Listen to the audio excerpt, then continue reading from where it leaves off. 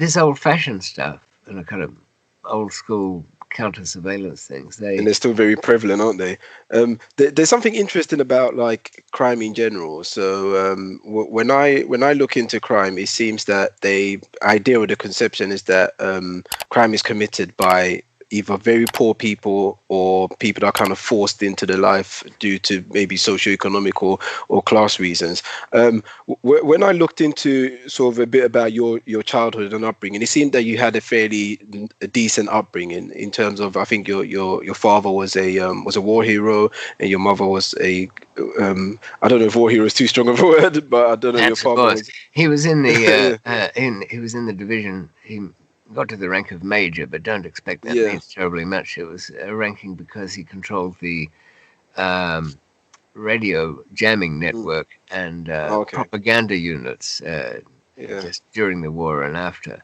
And he ended up working for Rediffusion, which was ITV before what it was today. So, there was a divorce early, but nonetheless, I had a good upbringing. Loving parents, something that passes for an education. Had a couple of good teachers that always helped. Thrown out of a very good school. Misunderstanding with the chemistry teacher there.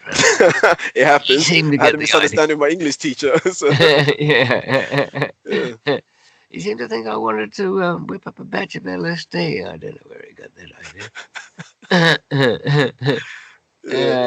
idea. Anyway, so here's the thing. I, just speaking for myself, I probably always would have been a risk taker. I've got a low resting heartbeat and don't have a correctly balanced sense of risk, reward, and fear. So that makes people more inclined to take risks. But having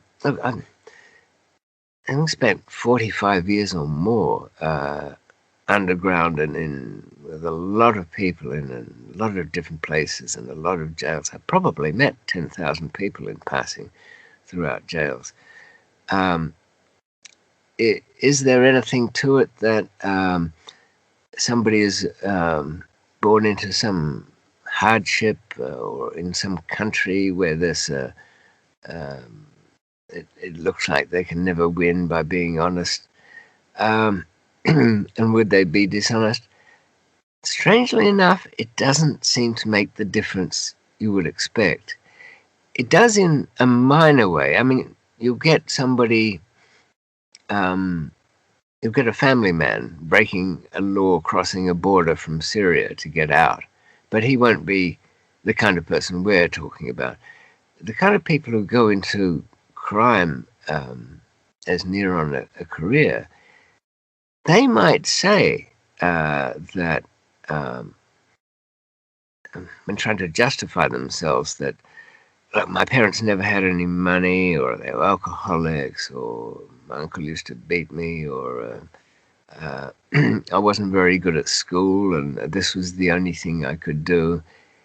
It doesn't really add up on the numbers. You still get the same spread of people making mischief for a living than otherwise. I think it's probably some comfort to people to say that I had an impoverished childhood, or where I was in a minority. They didn't like Pakistanis where I was, or they didn't like, say.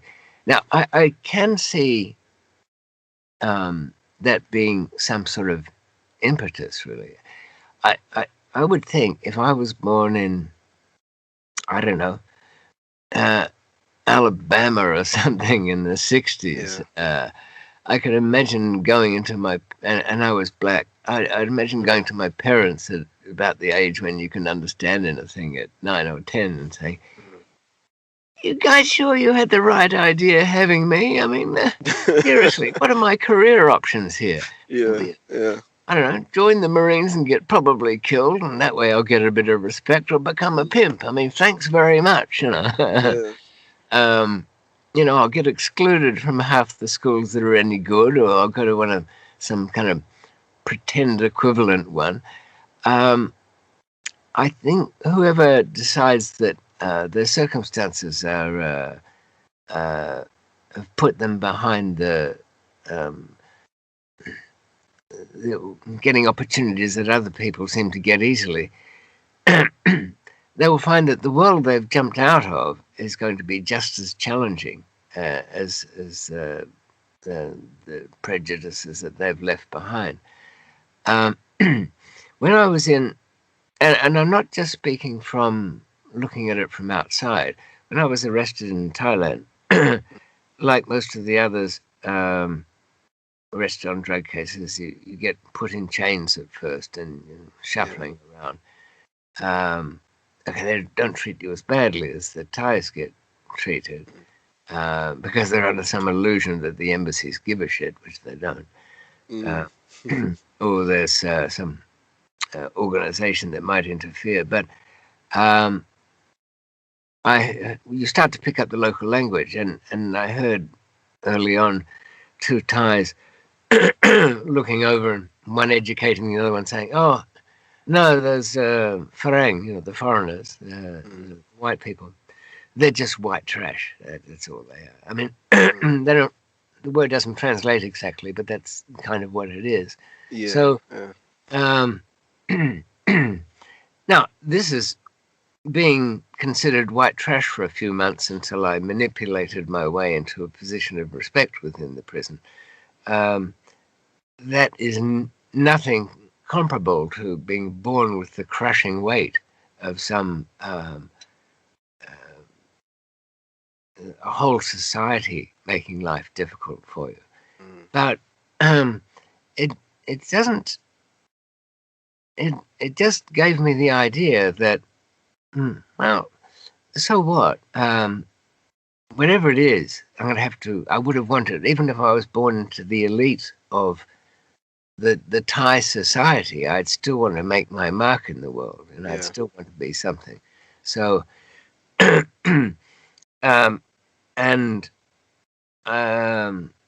were. I was from a generation that was very kind of open-minded anyway. Back in the 60s and 70s, we thought the younger people would have a revolution and change the world. That's how naive we were. We thought. I think every generation goes through that. We're currently going through that at the moment as well, with everyone that kind of reads the work of Marx and assume that they can go out there and change the world on their own and as a collective sometimes. So it's quite interesting. Don't you think, though, that say you get a wave of sentiment flows through society over something? I remember when Princess Diana was killed, there was a really disproportionate flow of sentiment. I guess you were pretty young when that happened. Yeah. But the whole of London nearly closed down. Yeah. And was all teary-eyed. I kind of felt that it matched. Every so often, a society feels like having not exactly a party, but a release of emotions. Even if there's nothing to have a release of emotions about, and they'll soak up a cause, even if it's again a bit weak and doesn't stand much scrutiny. We were protesting against the Vietnam War because we like protests. When the police would pick us up and give us a couple of slaps and then drag us back, say, "We see you back at that protest, you'll be in real trouble." We're straight back in there. This was really just like fun. And I think in the last few years we've seen things where people have gone out on the streets and felt like they were part of something. And yet some of the causes to me seem relatively weak compared to some of the injustices of a few generations ago. When the old former Soviet Union used to crush dissent and East German Stasi police, or we can go the real extreme and look at, for a while, Cambodia was called Kampuchea, run by a guy called Pol Pot. If you had spectacles, you got executed because you were considered, part of the intelligentsia. And Phnom Penh was evacuated. Oh, he made it year zero, Pol Pot. The calendar didn't count anymore. Money was abolished. This guy was extreme.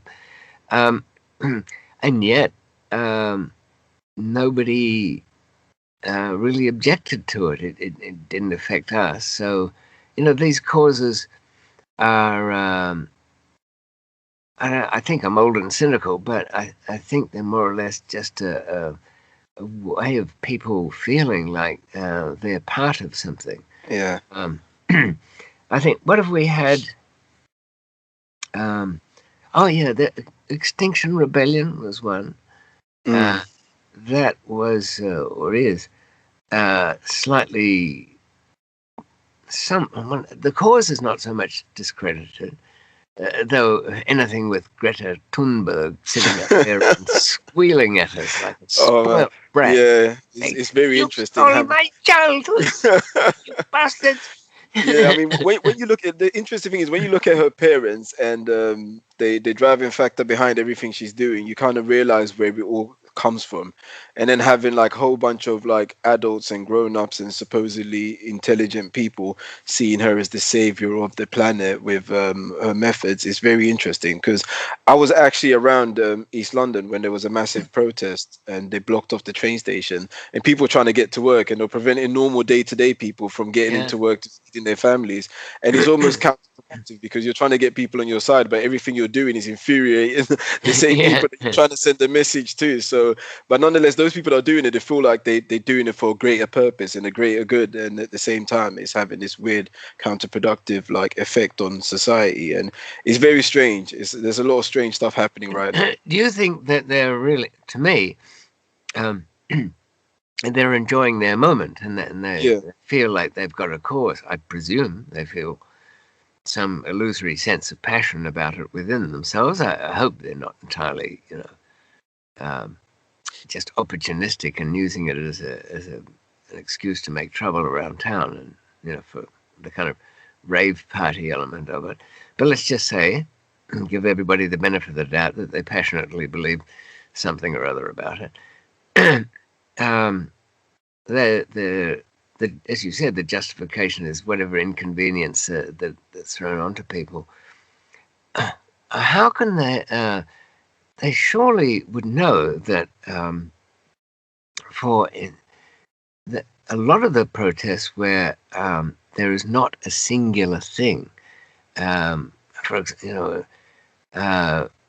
if we have a cause like Reuben Carter, and Bob Dylan had a protest song about him, being locked up for a murder he probably didn't commit, almost certainly didn't commit. He still spent over 20 years in prison, but he was finally freed. That is to me, that you've got a clear object in mind. And it's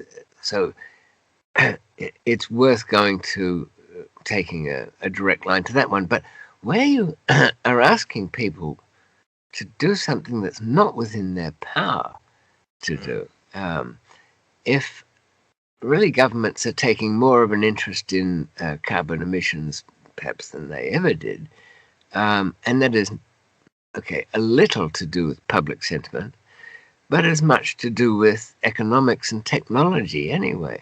You can imagine when nuclear fusion finally brings about cheap electric power, all the carbon issue will be reduced to cows' farts. Because those cows farting to produce all that meat is quite a heavy emitter. And when there's no more combustion engine cars around to do that kind of polluting, I really I don't know what the protesters. To listen to them, they say we want governments to commit to such and such or other. Well, the government isn't much. They're just a bunch of people living in hope. That's the way of putting it. Yeah. Well, yeah, and on a personal level, they're just they will be whatever is perceived as electable, and that is their only function. If you're a politician, oh, what do you have to do to be a politician? You have to get elected. And once you get elected, what do you have to do? You have to get on top of everybody else who's also elected. I really think those are their only two functions that they have in mind. And having looked at people as when I had a lot of couriers, they were more than couriers to me. They were almost like a little family I had to take care of. I had to come to understand their thinking very well, as best I could anyway. Also understand the thinking of their little wall of death, the crossing of the customs line. So the thinking of the opposition in that way. And as you get more and more experience of that, I'm thinking if you're a kind of relaxed sort of person, you become very forgiving about human frailty, because often there's not, whatever troubles you have, you've dug the hole and thrown yourself in it. Somebody said to me, when there was a guy in the Bangkok prison who conned me out of quite a bit of money, and which I didn't really like, some of my friends who contributed a lot of money to an escape fund that he just spent. And people later on said to me, didn't you throw that guy off a cliff afterwards? Yeah. And I thought, well, if it had actually done anything apart from fleece everybody, I'd take it more seriously. But the point is, it wasn't so much of the betrayal in the normal sense. I knew when I met him that this guy was probably a bullshitter. Yeah. But I was so far down at that stage, I just wanted to press that button that says you never existed. How much did you finesse you for? About 75,000 or something. But there was about 50,000 from my Thai friends outside who were trying to get me out. Yeah. But as I even traced him down, not to bring him any misfortune, but just to tell him, Dean, I kind of knew you wouldn't do anything. He had made a couple of fumbling sort of attempts to raise some more capital because he'd spent too much of what he'd got from me. But who knows where that would have gone. But what he'd given me was, it might have been an illusory hope, but it was hope enough to keep me alive at a stage when I didn't want to be. Yeah. Alive long enough so that nature's own kind of mental repair kicks in and brings you back out of the depths. It was probably only when a policeman came in and said to me, oh, well, look, we don't think you'll actually be executed in the very end, but you'll be 5 years on death row, which is, you're in these really heavy elephant chains in death row. They weld them on too because they're never coming off. Wow. So you're on it 24/7? Yeah. And you need to, I saw a guy there with those things on. I saw the welds on them. I said, how do they do that? Well, they put a kind of bit of animal hide underneath and weld away. And I didn't want to ask him how they came off. Apparently, when you get executed, they have sitting over in the room where the execution takes place, a big machete. And one of the trustees comes in and chops your ankles off. And that way they get the chains back. Because the chains are quite, worth something. Yeah. But at that stage, and things were so bleak that it was worth 75,000 to a flim-flam artist to give me some reason to keep going. it just seemed to me that the odds of being ever succeeding at anything were so light. But here's another thing. We were talking before about, succeeding at something difficult and looking back on it. Even when I got out of that prison in Bangkok, sure, I was really relieved that I hadn't been caught, because that was going to be grim. All the ones who'd been caught before, and there'd only been a half dozen over many, many years, they'd been... You're the first to ever successfully escape, right? As far as I know. Well, two Thais got to the top of the wall, and because it's got electricity running around it, they got a tingle and fell over into kind of monastery, and the monks brought them a cup of water and then called the jail straight away. And I was going to go with this big Swedish guy, Sten, but he kind of backed out of it. And I really needed him because he was very strong and very big. Some of the things were just exhausting to do on this escape. But a couple of Israelis had turned up a few weeks before D-Day, from when I was meant to go. And they'd escaped from a little lockup up north in Chiang Mai. And they went to the guest house where they were staying, and they knew somebody. He bled them dry of their little bit of money. I think they were about 12,000. They had no after-escape plan. The most important part of escape is what to do afterwards, where to go. They didn't have backup documents or friends to supply them.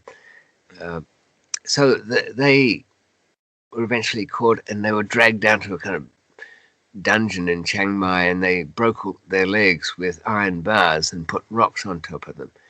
Well, they would have been dead, except they'd been pretty toughened, these two guys. They'd been in the Israeli Defense Force, and they one helped the other one, brought him dragged in agony out from the rocks and gave him some water. So their guards were pretty surprised to see them still alive after 10 days. But when they arrived back in Bangkok, they wouldn't put up with them there. They were sent to the high security prison. They were in these heavy chains, but their legs looked like...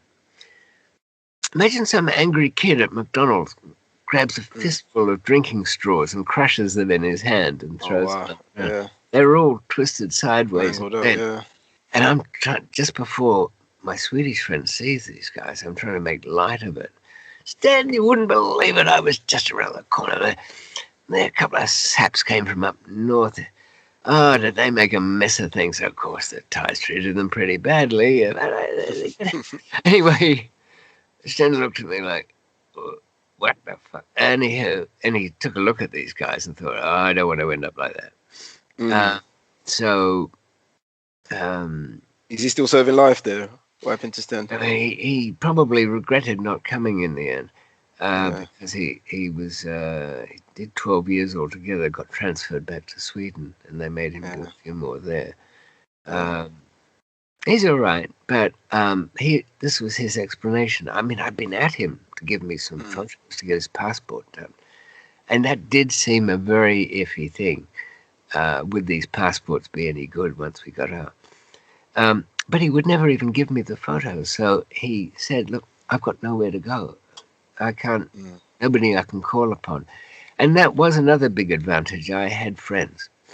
I had friends for years, and good ones at that. I mean, the kind of friends you can, well, here's an example. Michael, he knew I'd been in trouble in Asia and Thailand somewhere, didn't know what exactly word was getting. And I hadn't spoken to him for months and months and months. And I finally got the use of somebody's cell phone behind some rice stacks in the coffee shop, general store they have there. And I got through to Michael, and I said, look, finally I got through. Michael, let me tell you what's going on here. And he said, David, look, we could get cut off at any moment. Don't explain anything. Just tell me where I've got to go, what I've got to do, and how much I'll need to get. Now that's the kind of thing you want to hear out of somebody, isn't it? Yeah. The kind of person you can ring at 3 o'clock in the morning and they got the phone under the neck as they're stuffing guns and money in a bag. Yeah. But the most of the people in that prison, they'd blown around on the wind of sucker level crime, where they were the couriers or on the wrong end of the deal, or international junkies. I mean, the jail had everything. There were beggars inside that prison who'd come to Thailand to beg because they were European beggars, Italians and whatnot, and they all had a sort of hobo network way of looking at things. Would you say you were the only kingpin in there at the time in terms of international trafficking? I expected the place to have its own, like what I'd always imagined from South American prisons. Some big shot, and kind of enthusiastically I said, "Well, take me to who's the richest here? The foreigners? No, foreigners were shit. There's some Mr. Big," and they took me over to some guys resting in a hammock there, and he was a sea captain or something. And, ton of dope in it. But he'd been abandoned. The Thai outlook on life is luck and no luck. And we in the West, you and I, the reason we've got money and you're sitting there on a comfortable sofa and you've got stuff around is not because your parents worked hard or you worked hard or you've got talent. You're lucky. That's it. Yeah. Is that like their spiritual belief in everything in the order of the world is either you're left or right? Yeah. Luck or no luck. It's and it goes to the heart of so many things, that their outlook on education. Corrected told a little kid once there while I was living in Thailand to do, if you wanted to do your addition, you put the numbers underneath each other and you can follow it down the line. And she was all happy about that, and then was crying the next day after school. The teacher told her, "No, we don't do it that way till next year. Your answer might have been the same as if you get it the other way, but you were 100% wrong. You're not allowed to do it now." And now, whereas a teacher in England would say, "Oh, that's good of you. You're ahead of everybody." But there, it wasn't taken that way. So anybody in jail is unlucky, and if they're still in jail after weeks and months, then they're going to be unlucky for quite some time. In a courtroom, it's a wonder to behold. Anything is acceptable as evidence. The defense case is referred to in Thai as the dream. The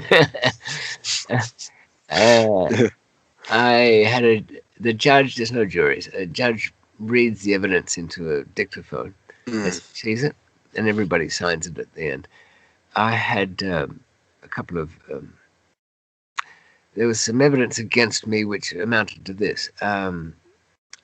Two Australian policemen having a conversation about what I would have become if I'd been allowed to succeed on this imaginary operation that took place over there. And how villainous and organised and bad I was. This story, which was printed in the local paper, was introduced as evidence of my guilt in the court. And it was shoehorned in there by, I think they got somebody, she was an English translator at the local university. And the judge reading the evidence back into the records clearly shows that the accused is famously criminal from many parts of the world, including country, lived for many years. And this was verified by Miss whatever from Chulalongkorn University, who's got a degree in something, as though that somehow makes the evidence true. Yeah. And I looked kind of wistfully at my lawyer, and he just said, well, yes, he's wrong, but we can argue that in a appeal court somewhere. It was clearly not going to... a friend of mine, John Russell, was convicted on and got 50 years in a case where the evidence was a blurry photograph of 5 people at a cafe. He was said to be the translator for a drug gang. and that was a conviction. Wow. It's kind of Was that like, Thailand as well? yeah. If you're brought there, somebody must want you in there, and unless somebody tells me different, you'll be convicted. It wasn't. I always knew that wasn't going to go well. I was just trying to get enough time to. With the knowledge of that, that's why you needed to make your escape, because you just knew that you're going to get sentenced. You're going to go down for life for this. Yeah. Oh, I would have, and where I was going, I would have had to start again. The jail was worse and better. Worse in some ways, that it was really only for lifers or on death row, but it was the time involved. I would have been on death row for 5 years or so, and escape from there would have been very, very difficult.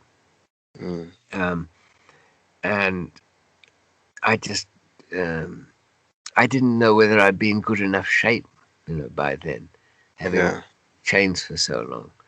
And iron bars take a bit of cutting. Even on the night how was the escape executed, though? Because that would have been quite difficult, escaping out of prison on your own as well, without the help of your mate.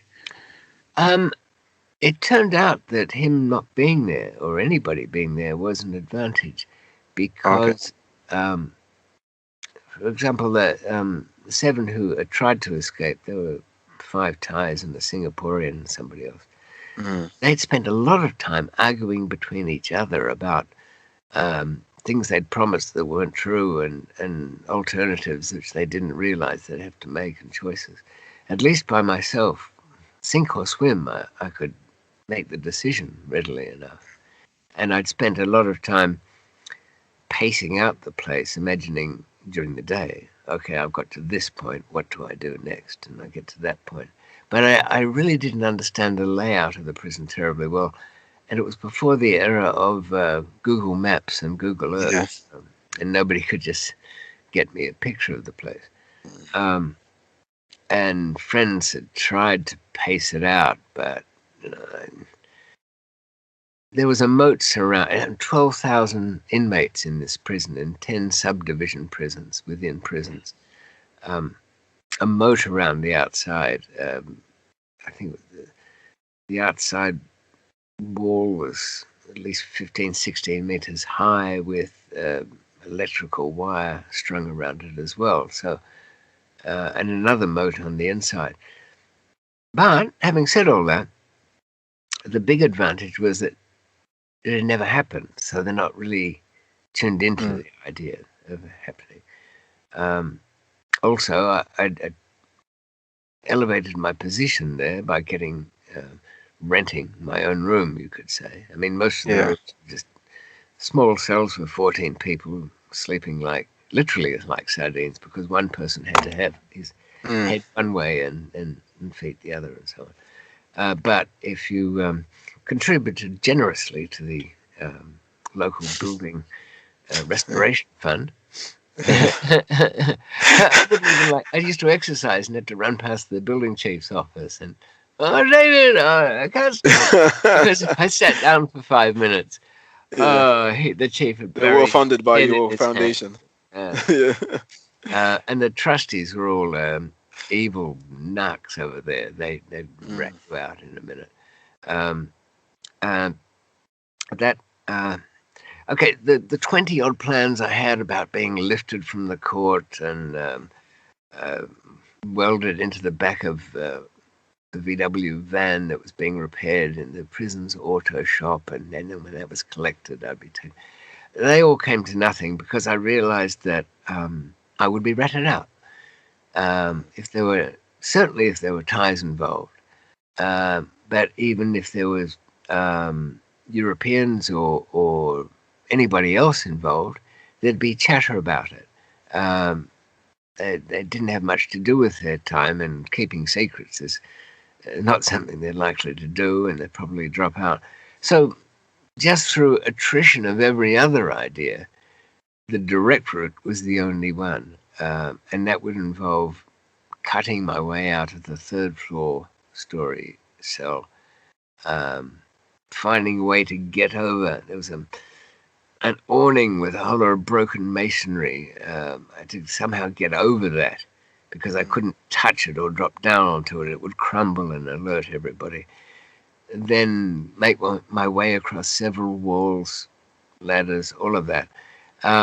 It turned out to be, on the one hand, the thing that I quite liked the idea of. I mean, I was getting comfortable enough by then. I had a staff of about 10.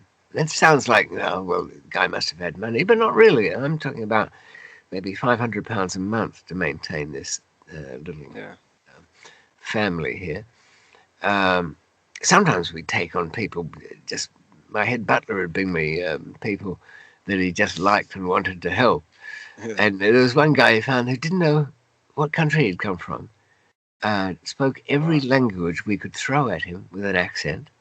You know, we've got to go try Persian. Yeah, he understands it, but he speaks. How did he look like? What was his features? He looked like kind of. Gee, it's hard to describe. Yeah. What?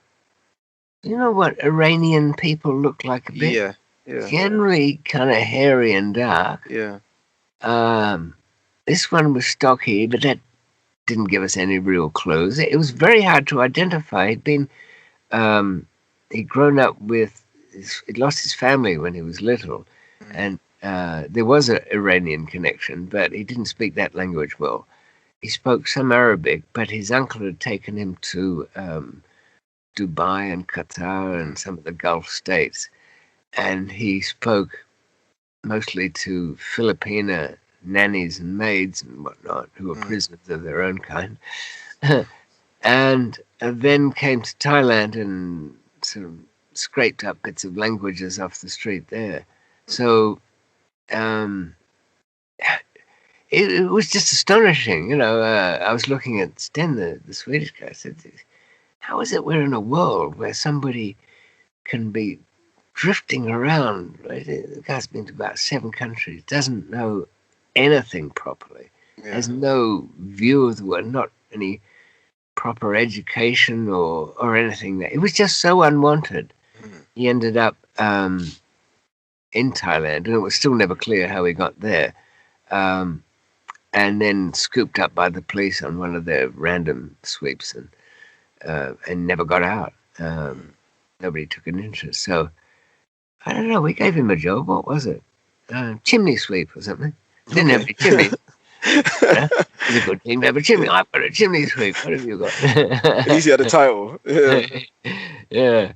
And sometimes a refuge with my Chinese friends there. It's always good to have Chinese friends. Cultivate those where you can. Yeah. You never know. They have the most intensely secretive networks and usually somebody somewhere who can do something. They got me my passport for there too. Oh, amazing! Yeah. But they brought me this little boy that had come in somewhere, and he had a black eye, but he was so pretty. He looked like some little geisha girl, about 12 or something. No place to be in jail. Yeah. We know how he got the black eye. Yeah. And my Chinese friend said, "Oh, look, if you just take care of him for a couple of days, we'll sort out something for him." Yeah, okay. And my head butler, Jet, it was only about 4.5 feet tall. A complete midget, but loved bossing everybody around, and a good organizer. He got the ice collected and went down and made sure the shopping was done and everything prepared, and quite a good go-between with some of the officers that were difficult. It's always good to have somebody in the middle if you're caught in a bad place, because whatever goes wrong, you blame the guy in the middle, and then when you make a deal, it's like, oh, well, Francis, if I'd known it would have been you, you sent that imbecile to see me, I didn't know what the hell he was talking about, So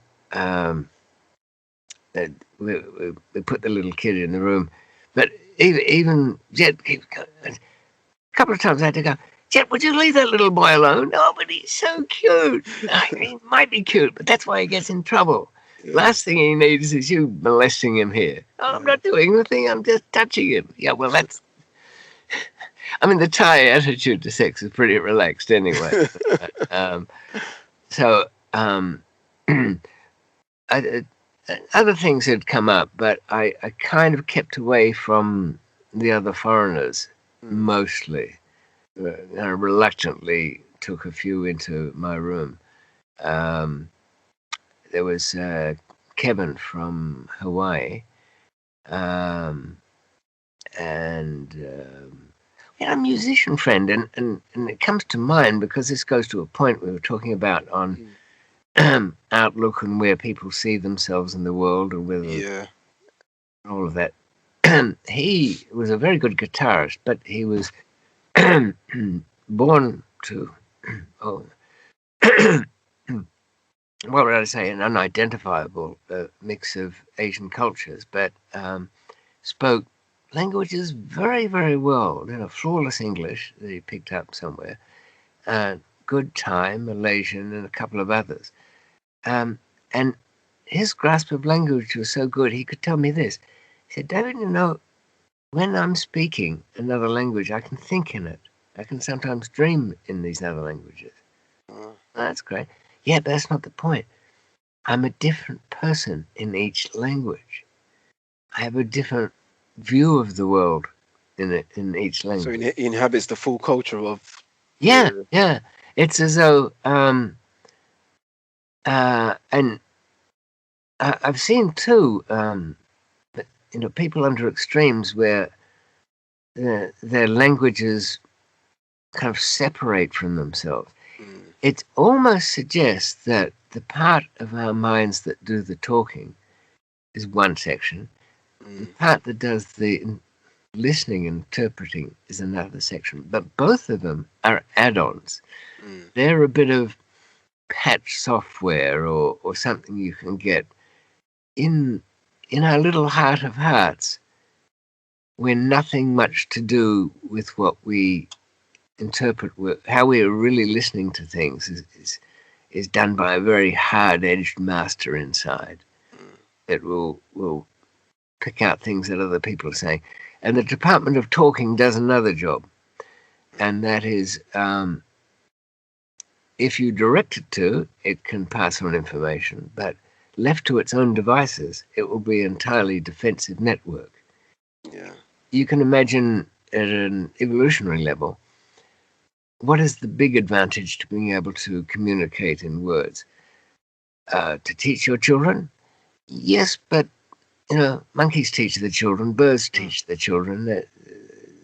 I've seen little kids playing together. They didn't know any kind of language. They seem to get along okay.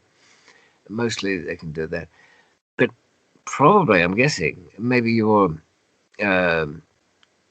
evolutionary biologist could clear this up. I expect that the ability to talk was the advantage of lying. And the reason that is, you can say in the campfire, well, because you're talking to the alpha male. Yeah. Oh, no, I tell you what, the good food is over that hill. Oh, look, go down to that. That is the look. It wasn't for my bad leg, I'd be right over there. Now over there, he gets eaten by a lion, and so he's out of the way. And this gives a breeding advantage too, because you're deflecting the alphas and the competition and having it off with their girlfriends and wives. So it's your genes that are going on.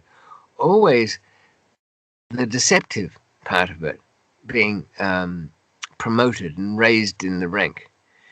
Now, the ultimate in deceptive language is not appearing deceptive at all. The more genuine a person sounds, that is ideally what you want, because you don't have to... that if you talk to somebody who you feel like you're being conned in some way, they're really low down on the ranks of things, because they've got the... but it does kind of make you wonder whether the organization of our minds is along any of the lines we really think they are.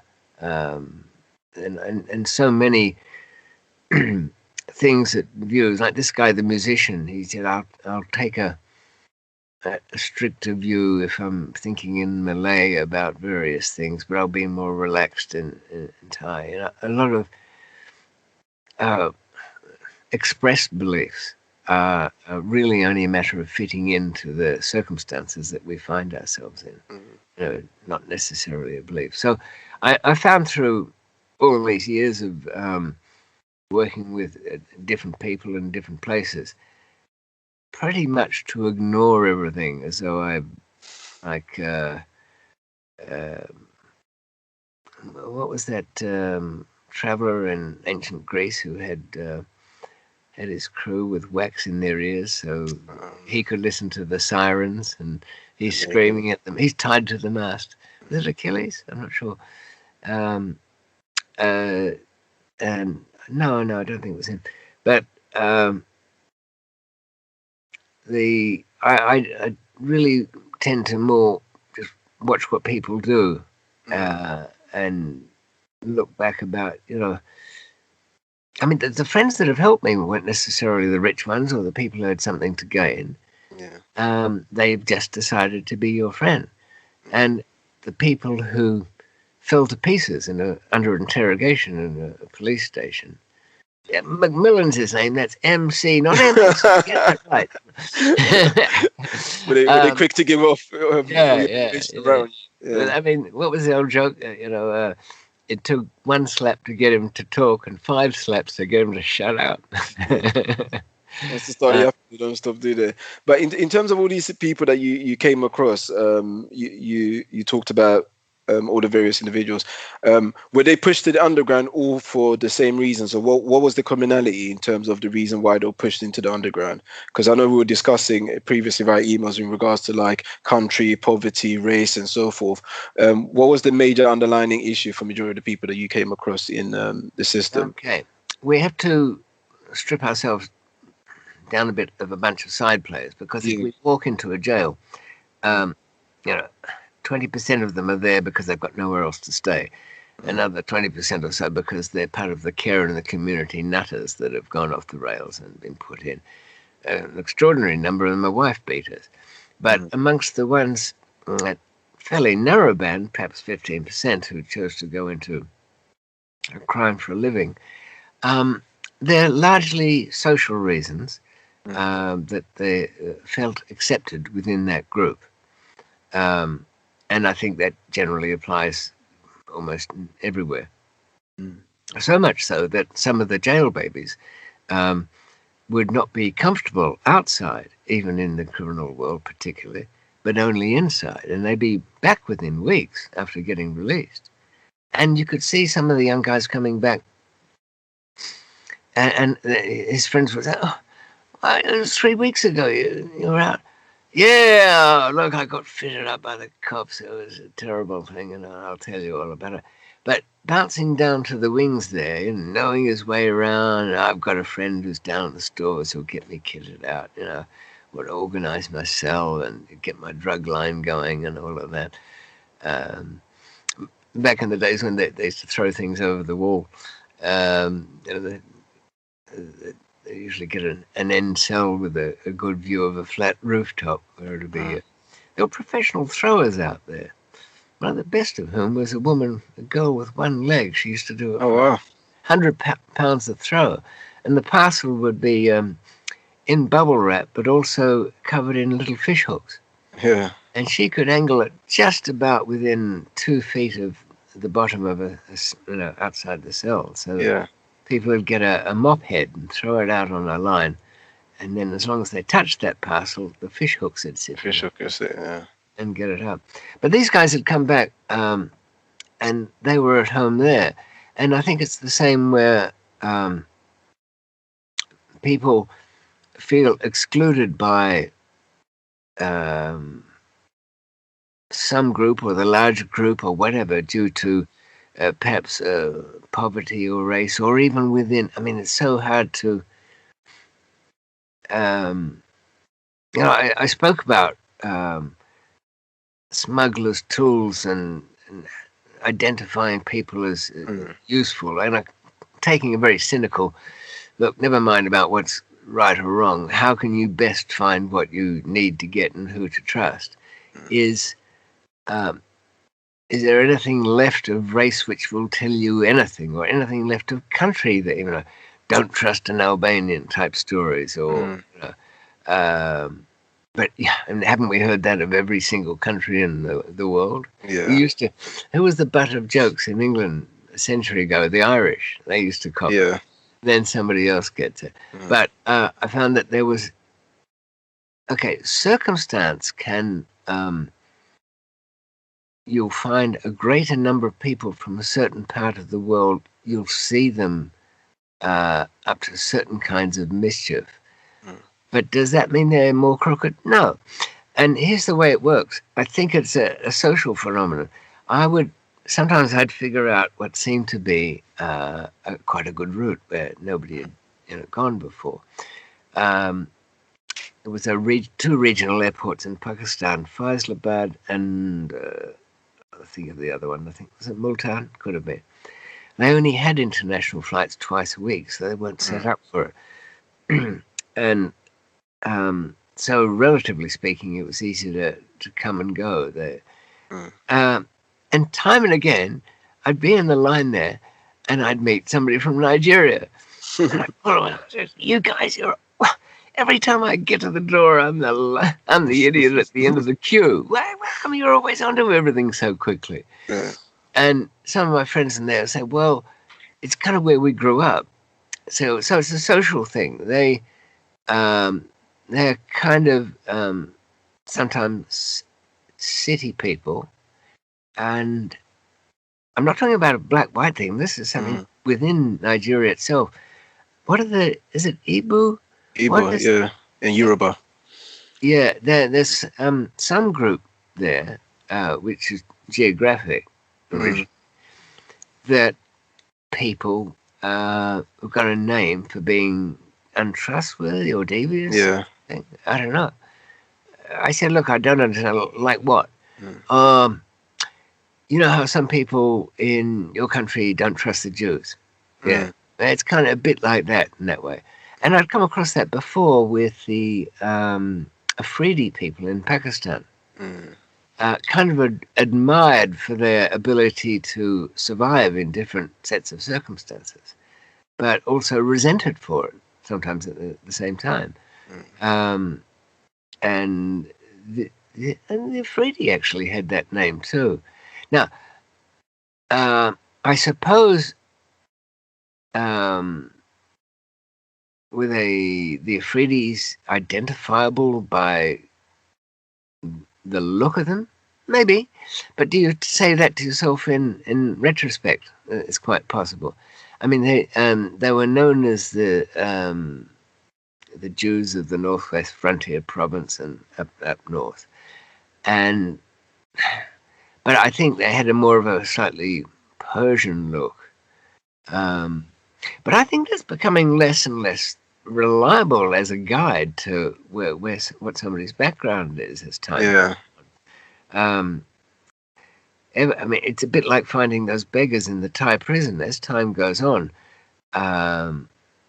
travel being so easy and cheap, people are ever more nixing, and you won't be able to jump into some place you don't know and look around and identify people you think come from a particular place.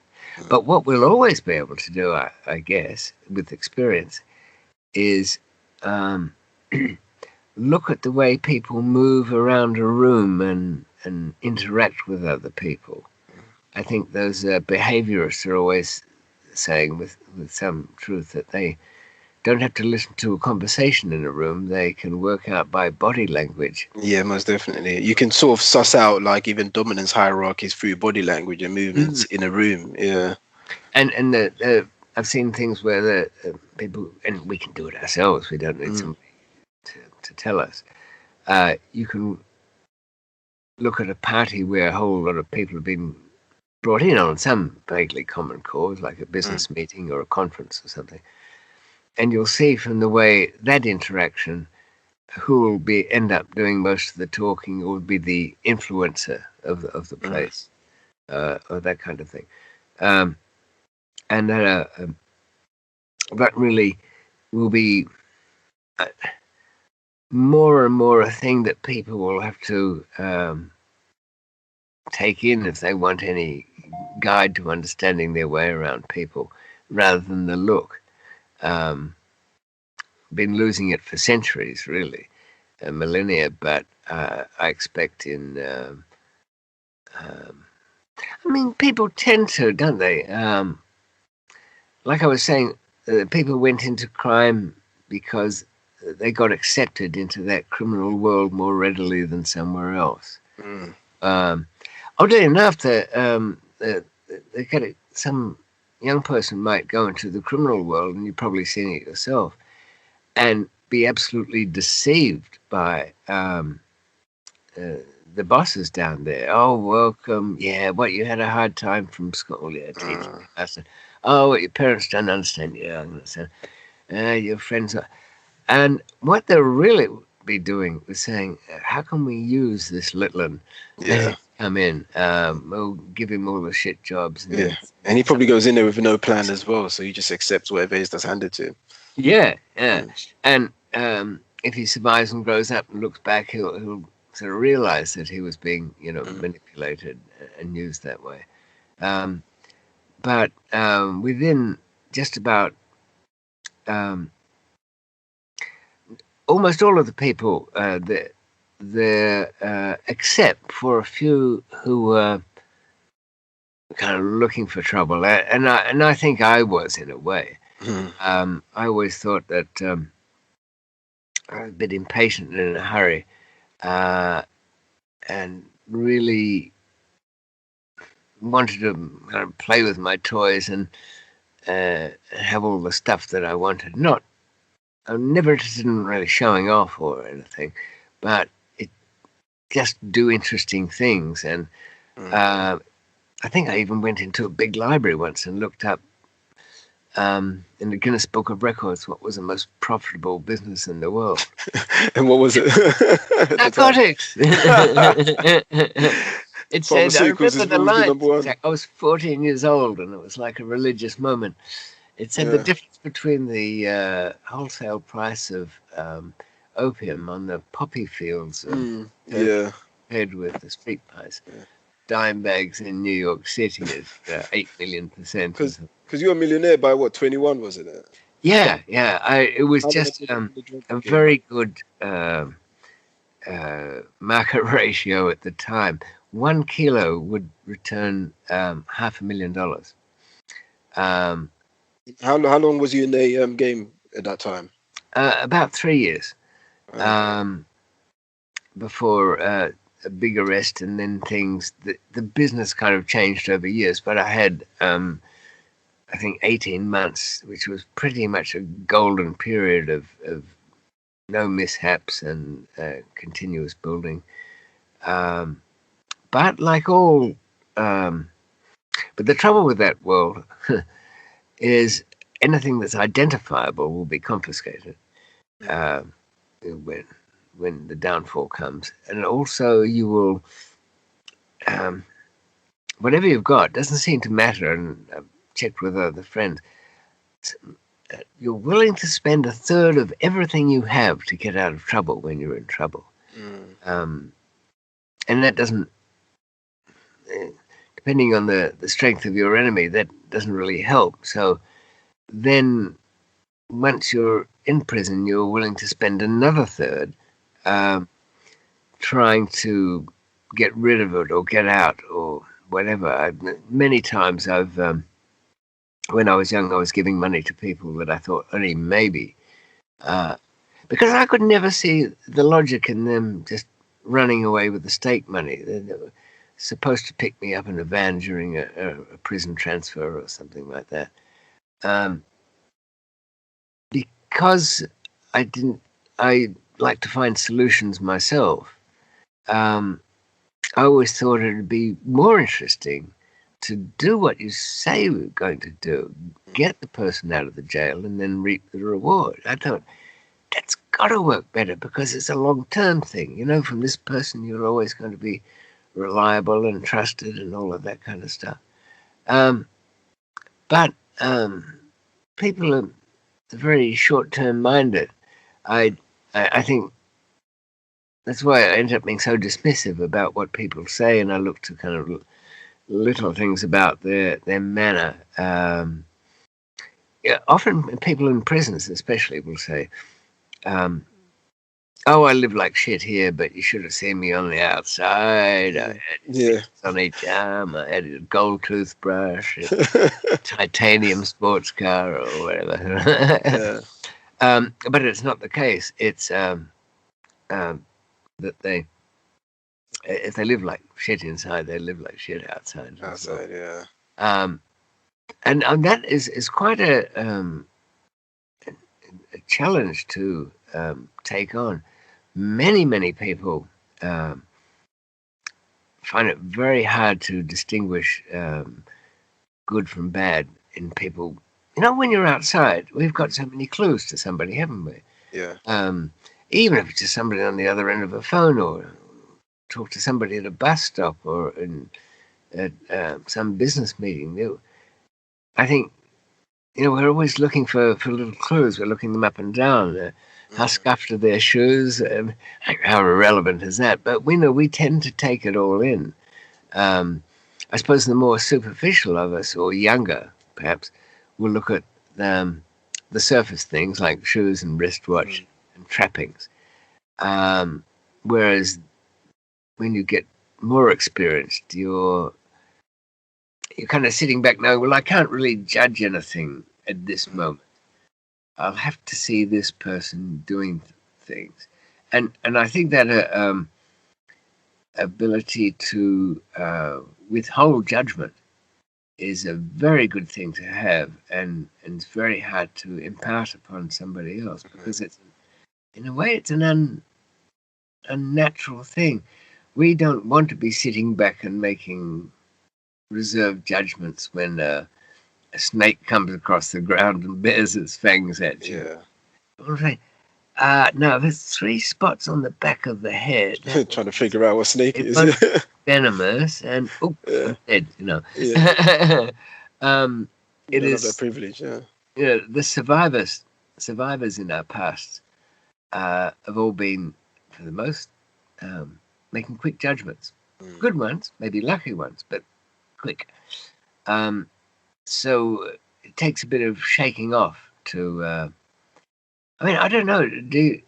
I find there's people within my family and friends who get actually annoyed if I say, "Well, I can't tell yet. I don't have enough information. I don't know what he or she might do.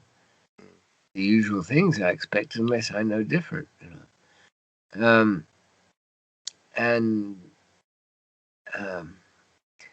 So that they'll go to make those quick judgments, and in prisons,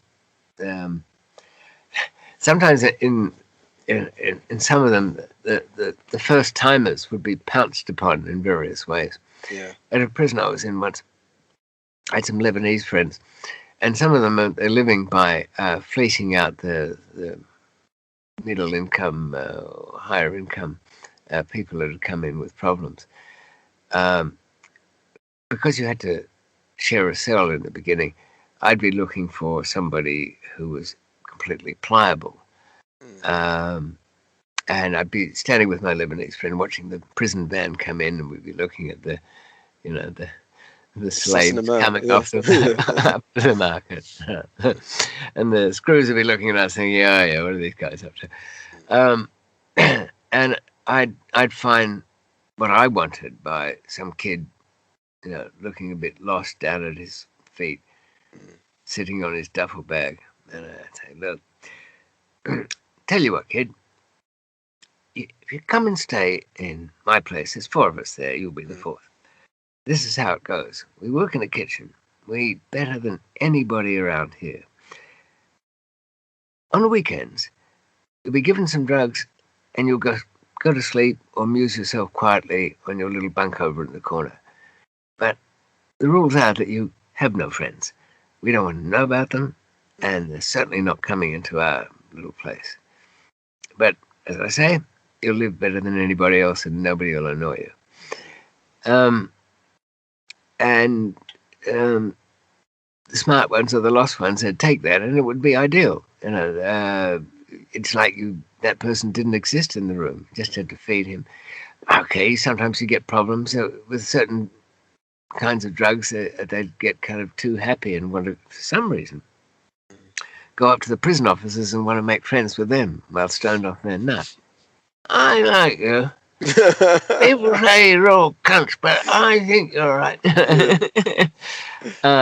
So you have to go and grab them and say, don't mind him, he just doesn't know. Whereas a couple of these Lebanese guys, they were very good, and it was quite a good thing to go and watch if you were heartless enough to enjoy this kind of entertainment. There was one guy who came in, I think he only had 18 months or something, but to him this was crushing. He'd never been away from his family so long. It was a complicated sort of fraud case. He said it wasn't his fault, it was the accountant's. And this was all wonderful stuff to the guys because they were soaking up the information. Accountant, business, what? And the exchange of the photographs around the cell. Is that your wife? Oh, well, she's home now. Yeah, fine. Kids looking good. Yeah. And Alex used to say, your wife, gorgeous looking woman, if I may say so. George, did I tell you about my wife? Talking to one of his friends. That's like I was in here for 2 weeks and she was fucking everything inside. Your wife, of course. Yeah, no, look at her. She's Virgin Mary. Now this, and she even came and sat in front of me, kissing me with those lips that had been around the dick of some scumbag. And he turned out to be my friend as well. Did I tell you that? Not your wife, of course. No, she looks like a saint. She'd never. So it would be cranked up, so that this guy would be fretting really terribly about being away from home and the wife. That was step one. And it went on so that then there would be trashing the guy's lawyer. That was step two.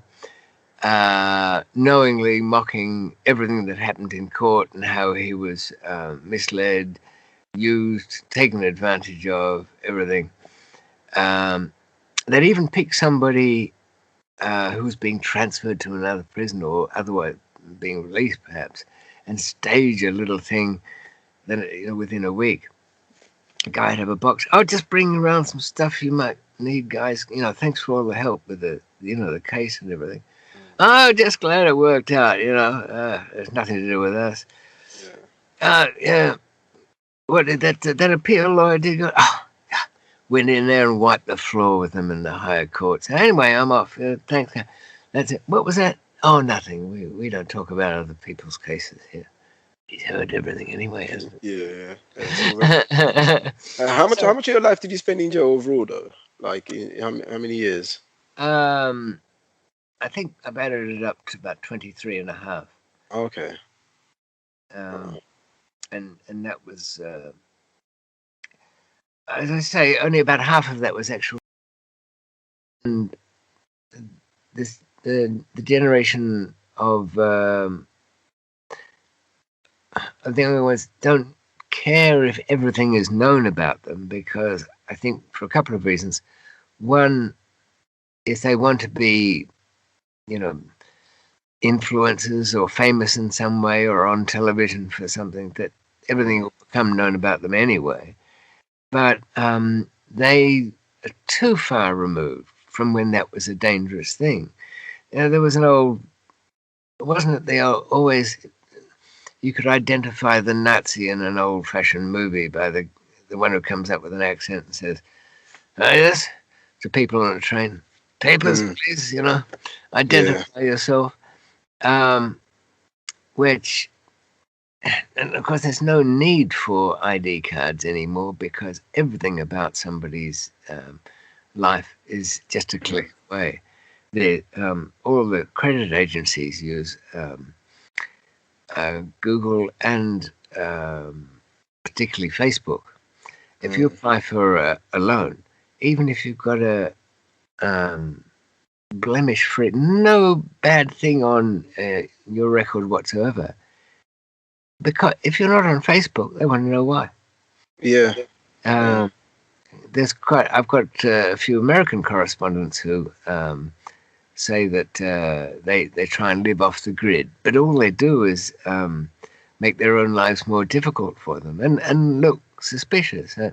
I do a lot of signed books, and just to make it a bit more interesting, I'll write something particular to that person. So I ask them to tell me a little bit about themselves. And sometimes when that's not very helpful, I'll just click them up and see what kind of electronic footprint they've left.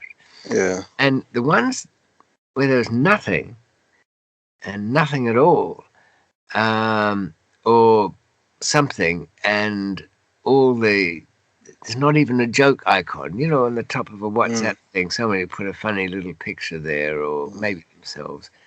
But it's so tiny, you're more likely to put a joke thing there, where it can be identified.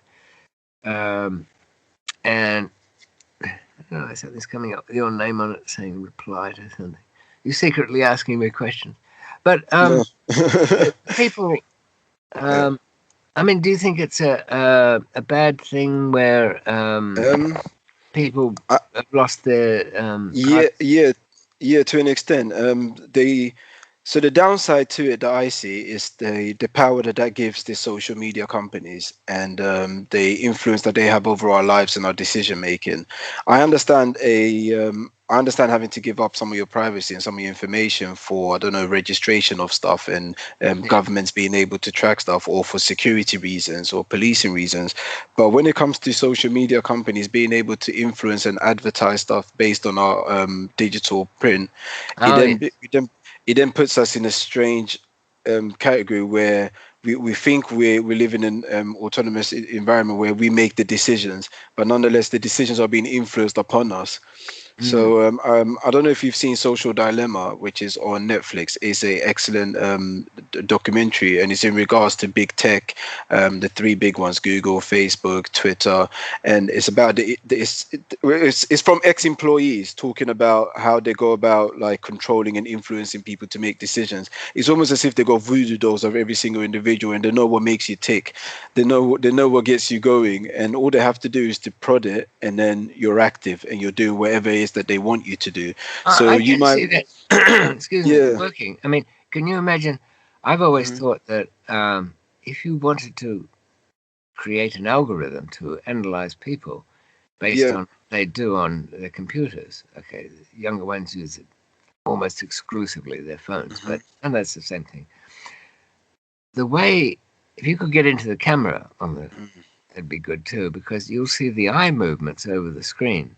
Yeah. Follow a kind of pattern and tell you something about the person.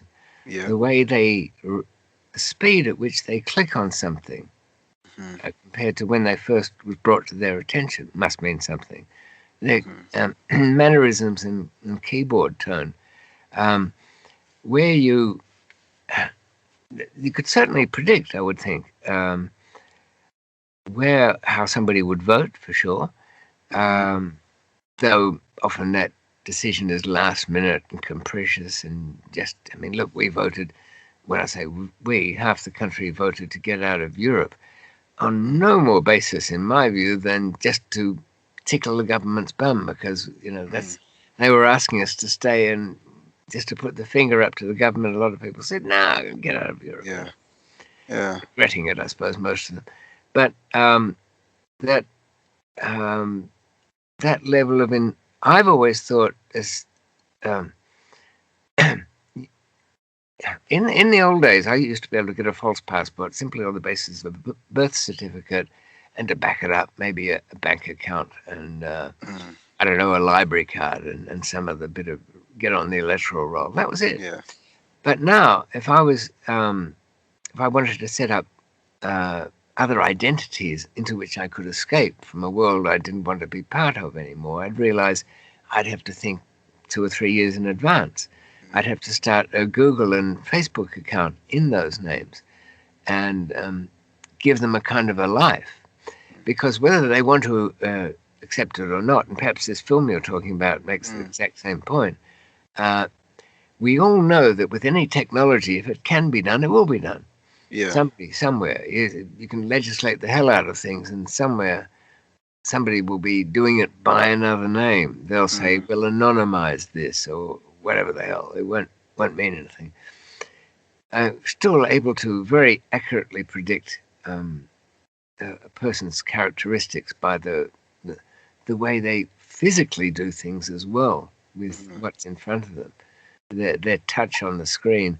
I don't know, did the film go into that part? It did actually, yeah, and that's something that I do as well in terms of the line of work I do. So it's like you can check the back end of a website to see people's movements and how quickly they click on stuff, as you just mentioned. But to me, the danger comes down to who then controls this power and what's their main purpose. And we know that with social media companies, their purpose is to keep your eyes on their platforms and as long as possible. They want to keep you there as long as possible so that they can pay, advertisers can pay them more money and so forth. So they never necessarily regulate what it is that you're watching. All they care about is that they find out what ticks you, what keeps you going, and what keeps your attention span on there, and then they keep pumping you to it. So I was recently reading this interesting article in regards to the link between anti-vaxxers and stay-at-home mums. And it shows that like with a lot of stay-at-home mums who like new parents and newly mothers for the first time, their main concern is their children. So they'll go online and do research in regards to vaccines that their children have been asked to come and get. And what that then leads to now is that the algorithm on Facebook, for instance, might know that the big topic of discussion at the moment is all of the conspiracy behind vaccinations. Right. So now these these stay-at-home mothers are being drawn into a world which they might not have known about previously. So then they get caught up and start watching more videos, and then the algorithm will start pumping you with more stuff because they know you're getting addicted to this information. So then you have a whole line of stay-at-home mothers who are now super anti-vaxxers, not because of that was their line of interest before, but it's just because they've been drawn into it due to the circumstances that they're in, and now they've been caught by the system, and with a system which only cares about your attention and then sponsors paying them. So it's who controls it. What's the legislation that keeps those companies and powerhouses away from abusing that power?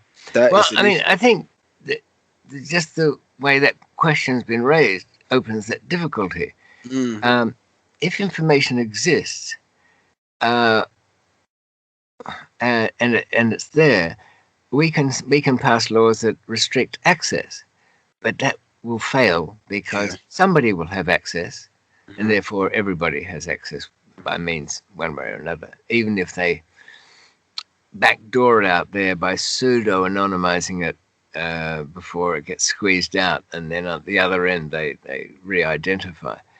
Now, how can you pass a law saying and covering every use for information that you don't want them to do, while on the other hand allowing them to do the stuff that's good for them to do? You know, like if we could predict that a certain exposure to substance X or lifestyle Y can make you have a 20% greater likelihood of succumbing to Alzheimer's. And you can identify Alzheimer's by all the information you have, that it's not even early onset. It's in the future, but reliably predictable if you have access to the works. Now, everybody presumably would say, yeah, if you could bypass that risk of somebody getting it, they should be allowed. But that information is exactly the same information that the person who wants to manipulate your behavior can do. Yeah. And this is not entirely a new idea. When I joined a kind of very big advertising company when I was about 19, we were sent on a course to an American company called Belief Dynamics. Very American. ACS Advertising. Yeah. A corporation with a heart. So what it taught was the best bits of the U.S. Psychological Warfare Department combined with case studies of behavior analysis. And as far as advertising was concerned, it was that you were spending too much time trying to change what somebody believes. What you do is make the thing that you want them to do, buy their stuff, seem part of what they already believe. So you corrupt their existing belief system into incorporating product X. And so it was quite a useful bit of training, I thought. Some of it was very obvious, but on the other hand, some of it was less so. But I would think that there would be. I don't think. The expression is always, once the genie's out of the bottle, it's very hard to put him back in. I think this one's escaped a long time ago now. Really, yeah, it's and it's out of our hands now.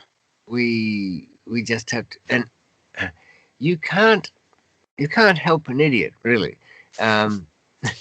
If you can warn them to hell, but if no, they say, that's the way I feel about it. I'd rather take option X or something. They might have been manipulated into feeling that way, but then again, I think sometimes we tend to blame the technology because it's new. People thought the telephone was an evil thing being in people's house. TVs as well. TV was actually watching you for a long time.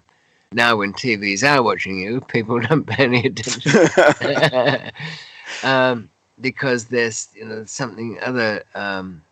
If we pick anything, look at the two things that were modern and scary and unknown. 5G networks and a virus, and that was kind of very inscrutable, this virus, and vaguely connected with inscrutable Asiatics and Dr. Wu in some laboratory somewhere.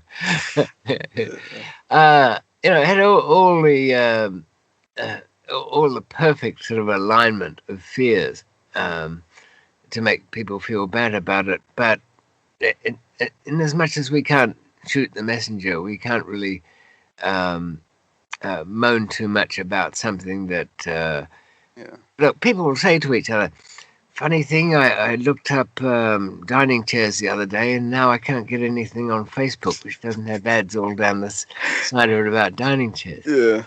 And you think, well, fine, but did you click on one of them just to see whether that would actually fit? Well, I did, but I don't like. Yeah. People kind of want the services, but want to be courted first, Yeah. Have you tested out the voice test? So there's this system. I've done it several times, but only once it's worked. So what you do is you open up several apps on your phone, and then make a phone call to someone whilst the apps are still open, and say, I need a new suit. I've been wanting a wedding suit. My mate's wedding is coming up, wherever. You have a minute conversation. And then when you go back to the app, supposedly, you're meant to be inundated with all the things that you were talking about on your phone because they're listening to the conversation for keywords. Have you ever tried it? I've tried it several times, gazillion times. And only on one occasion, I saw one little ad. So I'm not sure how much of a coincidence that was, but that's supposed to be the new thing, that everything's being listened to and we're waiting for and it waits for keywords in order to then inundate you with advertisement. I think that we're also perhaps a little too willing to give credit to devices that would be, I've always thought that one of the, and I've looked at this even in the smuggling days, was it cost effective for the police to be taking these measures and against me or anybody for that matter? And if it didn't measure up on the economics test, then I generally dismiss it. This would be too expensive to run, so don't worry about it. And I think that applies to a lot of conspiracy theories and also to certain elements of technology. That somebody asked, if you the other day was asking about, isn't it harder to cross borders with face recognition technology? Well, face recognition technology is pretty hopeless. It struggles with matching the biometrics of your passport to your face in front of them.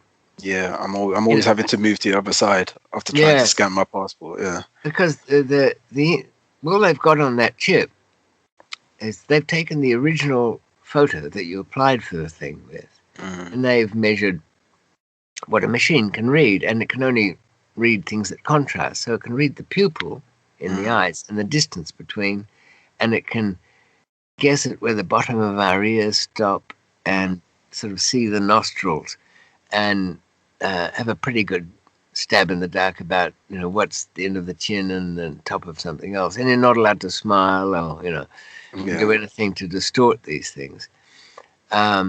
So if you stand in front of the machine that reads your passport at the airport to come back, you don't have to put on much of a smile for it to give a false reading. I mean, they try and improve on these things, but all they're doing in this case is trying to match two sets of numbers, the one they get from the camera in front of you, face on, with the one they got from the picture, face on. To look across at a crowd on millions of angles, on fleeting frames which are probably blurry because of movements. You need so much to give that any semblance of accuracy to identify anybody. You could maybe, if you or I were super wanted, you could maybe set up your biometrics so that they could reduce it to a short list of 1,000 people every day who went through Waterloo Station or something like that with some characteristics to say. I mean, the manner of the way people walk is another thing, and move their hands. But you need quite a lot of data to rule out you can't do it with just a few seconds worth. Especially the way somebody walks or moves their hands. It's there to be got. But I certainly, from an advertiser's point of view, there's a lot of easier ways, as you know, to tailor ads to what you might be looking for. There's and pretty much just based on your searches on other platforms will do it. That's how I think that. I don't know how much of I'm sure they use the amount of time you spend as well. Yes, I think time is the most essential part when it comes to the metrics now. It's about how much time you spend on it. So, I mean, I spend most of my days watching documentaries. I don't hardly watch any TV. I can watch about 10 documentaries in a day, or just have it playing in the background. So I'm always being inundated with documentaries, but it's always documentaries that I want to watch because obviously it's been look at that YouTube. I mean, YouTube throw up to me. Often as not, something I'm vaguely interested in watching. I typed in. I half caught a bit of. I was driving back from somewhere the other day, and it was difficult. And I caught the tail end of Science in Action, and I think I heard somebody talking about an emergent property of entanglement being time, and I wanted to really try and understand more of what that meant, because those things are not, straight away you can grab them. And a couple of searches later, and I'll have in my options, YouTube will have some time. But I want that. I don't mind. That's the thing. I don't think young people do, and I think they're willing to. Just the idea that they're. Do you think they believe that their lack of privacy and the fact that somebody is interested in what they choose is one step on the ladder to fame for them? I think so. Yeah, most definitely. I mean, because we live in an era where people know how easy it is to potentially go viral and potentially change your life with one clip, one soundbite. So everyone's kind of fighting in this space to get famous, so they don't mind. Their information is out there anyway. You can go into anyone's Instagram and literally they'll have their whole life poured out there. Every time they have an argument with their missus or with their partner, there's a statement out there. There's something. No one likes privacy anymore, and I think also reality TV shows has played a part in that as well, that you can put out your day-to-day life out there and it's fine. It's becoming culture now. It's becoming the norm.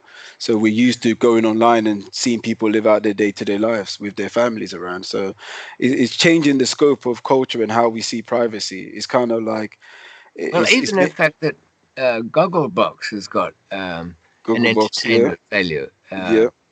who would have thought if somebody had suggested to you, "Oh, look, we'll Yeah. get quite a high audience of having people sit around watching television." Mm-hmm. Well, I don't know about that. You know? That's weird. Why do I want to watch someone? Yeah, my sister actually made a suggestion that to get me and my family on Gogglebox, but then we realized that you can't actually apply for it. They find random people on the street. So this was something that I would have potentially ended up being on had that been successful.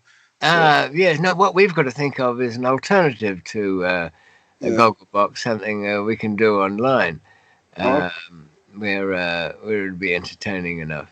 Yeah. What we're doing now, which I'm sure is hugely entertaining to a lot of people. Yeah, most definitely. Because I mean, I enjoy podcasts. I really, really do. Apart from doing them myself, I love listening to them. So on my car rides, I'm always on my Spotify listening to people having conversations about all sorts of stuff. And it's strange because I find myself finding things that I wouldn't do on my day-to-day life entertaining. Like there is there's podcasts about meditation. I'm not a meditator myself, but I'll listen to these ladies talk about meditation for an hour. Right. Well, I think most people listen to. Originally, a podcast was audio only, but now it applies to our videos, and I think most people simply listen to. They certainly listen to mine more than they watch. I could have, a grizzly bear walk across the back of my green screen and nobody would think anything of it. Yeah. Just about 90% do the listening. Yeah. And so, and even I notice in publishing that's changed too now. If I'm scrambling to get all the audio books done because most of the people who'd like to read what I say simply don't have downtime where they can sit and read a book. I mean, bad enough myself. I fall asleep if I'm trying to read. I've got things by my bed that'll never get read. Famously, Stephen Hawking's book was a bestseller with never being read. A Short History of Time has been read by 1 in 100 of people who've ever bought it. Wow. I've actually read the thing. The audio book, fortunately not narrated by his voice synthesizer, sells a lot better than his. And I think I would say to anybody who thought of had ambitions of doing any kind of writing, they would be best thinking of how it's going to sound narrated. Yeah. Because I've had to really adjust my writing style to suit the narration. Somewhat because some things read better or differently than they are spoken, so it kind of fails that test. But all the big publishing houses have gone belly up, and they won't take on anybody unless that person is it's a celebrity or a celebrity story ghosted by somebody. Or sort of loosely in the celebrity self-help, do-it-yourself cooking, fitness. Or fitness, fitness is a big one. Where they'll go and get surgery and then release a fitness book about how they exercise like 20 times a day. Yeah, and you can come up with joke titles and it'll catch people's attention, though they always have. What was it? Something called "Why I Really Don't Give a Fuck" or something. There was some book like how to not give a fuck. Oh yeah, it was. But the person obviously gave one enough to substitute the "you" in the word in question with an asterisk. So kind of defeated the purpose. Reminds me of one of the Chicago 7, Abby Hoffman. Wrote a book called "Steal This Book," encouraging readers not to pay for it and support the man, Big Brother, and all of that.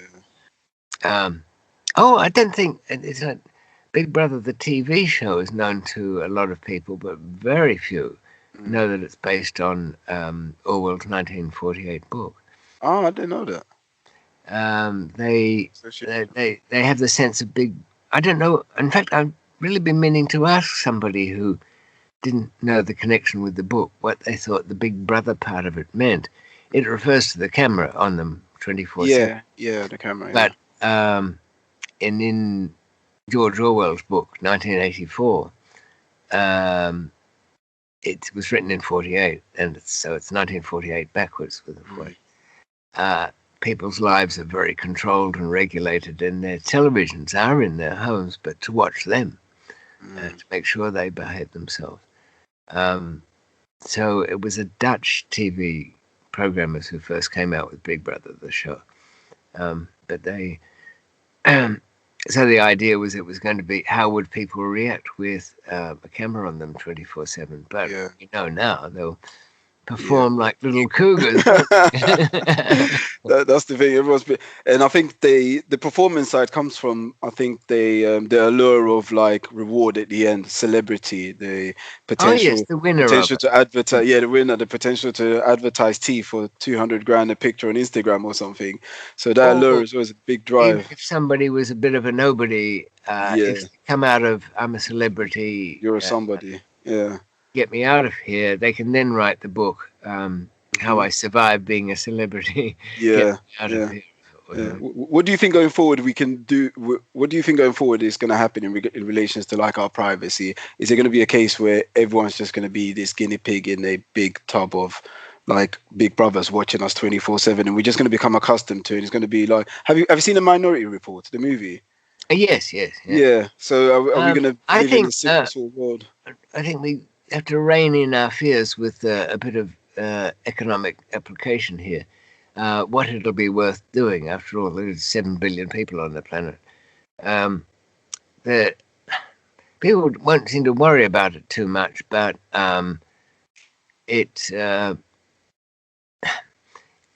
look, the old thing is, isn't it? If you're not doing anything bad, you've got nothing to worry about. Well, that's not really the case. Certainly, if somebody who's in control of these things, even as just some pen pusher somewhere, decides to mess you up, they can throw your name in the wrong place, and everything will sort of blow out backwards. Your credit will be no good, and you'll be on a suspect list and all of that kind of thing. But it's the horse is bolted on that one. That we have no privacy and not likely to get any. Just out of the sense of having a B plan, I think people would be wise to find a country of citizenship that they might otherwise didn't realize they're entitled to. Boris's father is getting himself a French passport. He bought it out of here really quick. I mean, Ghana is in my reef, so my family's originally from Ghana, so I'm like, worst case scenario, get one of those. I'm working on getting my Ghanaian passport as we speak, so I'm going to be a dual citizen, and if worst case scenario, I'll just go back home. There's that, but here's the other thing you can do. Somewhere along the line, you get a name change. It might be easier to do it here than there. It's certainly easy to do here.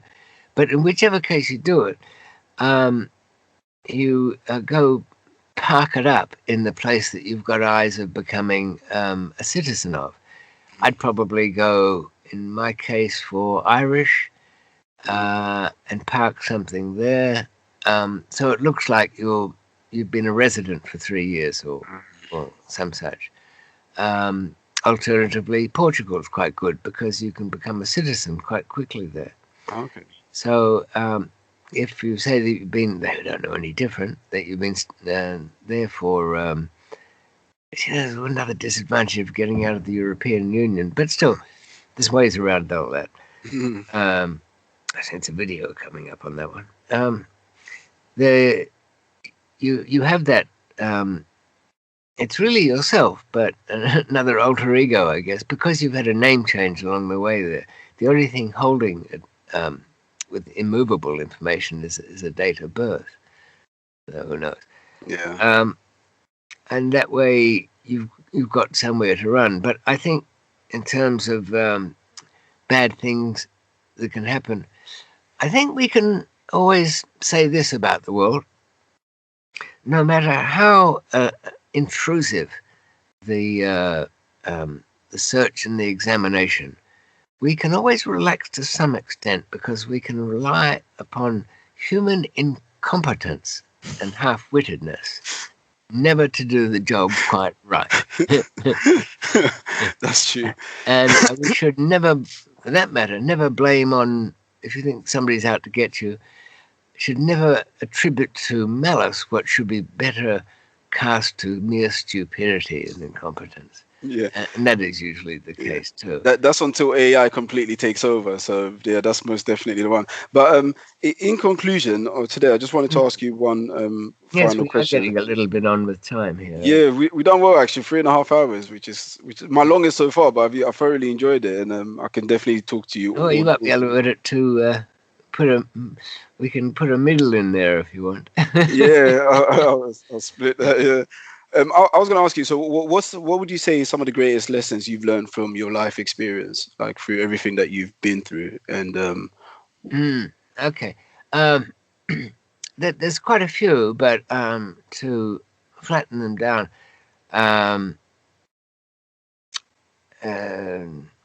don't take any wooden currency. That's one thing. Yeah. More seriously than that, you should look back on a life and be surprised at the number of people you can forgive.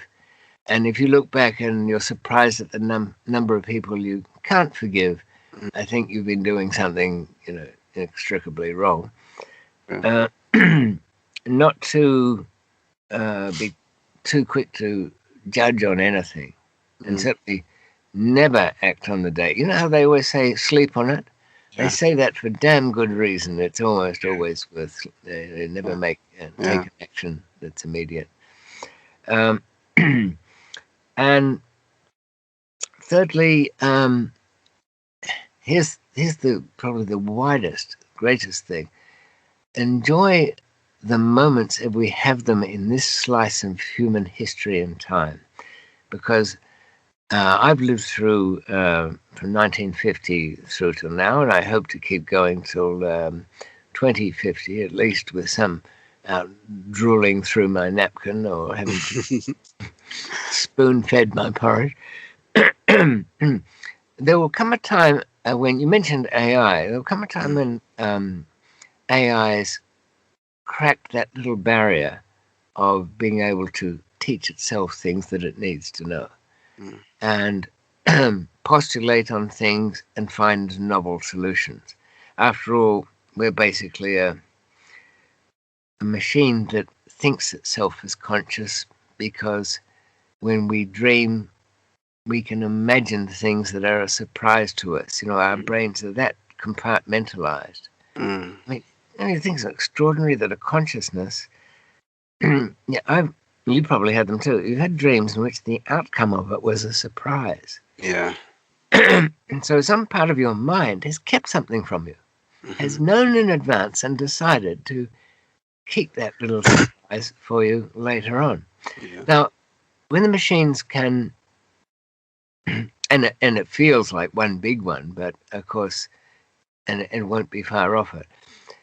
Once the machines reach that level of sophistication, all human activity ceases to be of any significance in terms of having dire outcomes or life-threatening or fearful things. We will only have to rein in the speed of this great mind we create, which will solve our power problems, our food problems, and everything else. There will be generations born, and I don't like these future predictors because they don't go far enough. There will be people born to whom the idea of eating a dead animal will be so sick and alien. Oh, sure, as we're growing the nutritious protein meat substitute that we will get in 20, 30 years, at first they'll be stamped out to look like little steaks and little chickens. But when a generation of kids say, what the hell does that look like a chicken for? Yeah. Why are you making our food imitate, bits of animals? It's all right in Cheerios, but we don't like it on a big slab on the plate. Yeah. With pretend veins going through it. When all of that's gone, there won't really be any truly threatening things, because you'll be safe in every instance.